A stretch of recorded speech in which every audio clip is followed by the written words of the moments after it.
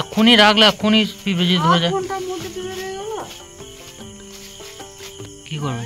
কাল মাছ রয়েছে একটা, কালকে পুঁটি মাছ পাই যদি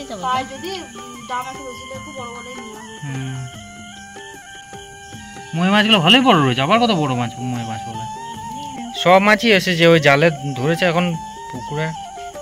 শুনবে তোমার ওই দিকে যাবে নিচে বাচ্চা ভালো হয়, পলিথিন দিয়ে বাচ্চা হয়তো ভালো।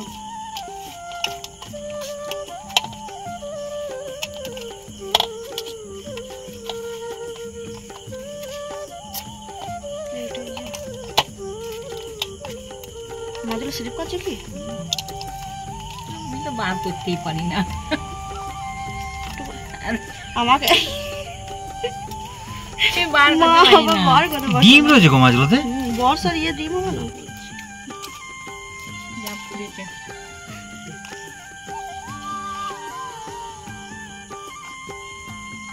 একদম মুয়ে মাছগুলো কত বড় বড় দেখো।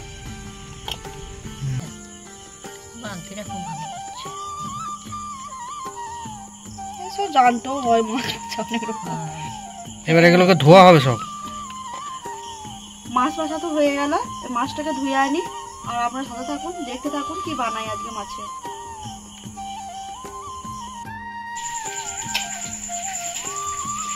মাছগুলোকে পরিষ্কার করে ধুয়ে নেওয়া হয়েছে, আপনারা দেখতে থাকুন কি বানাই আজ। টকে দিয়ে দেবো, ভালো লাগে। কুচি করে রাখা আলু দিয়ে দেবো, পেঁয়াজ কুচি, গ্রেট করে রাখা আদা, টমেটো কুচি, হলুদ গুঁড়ো, জিরে গুঁড়ো, লঙ্কার গুঁড়ো, ধনে গুঁড়ো, নুন, সব শেষে সরষের তেল দিয়ে দেবো। হালকা হবে মাখবো, কারণ বেশি মাখলে মাছগুলো ভেঙে যাবে।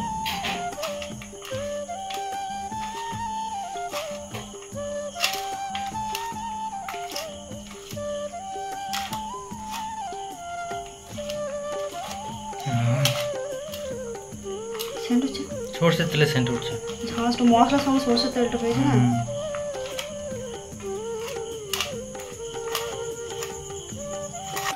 খুব ভালো করে মেখে নিয়েছি। এবার সরষের তেলের মধ্যে জিরে ফোড়ন দিয়ে এটাকে দিয়ে দেবো।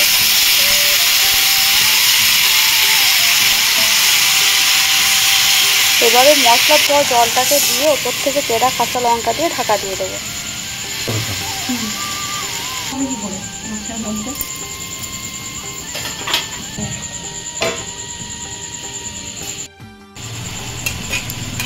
বেশি নাড়াচাড়া করলে অসুবিধা নেই।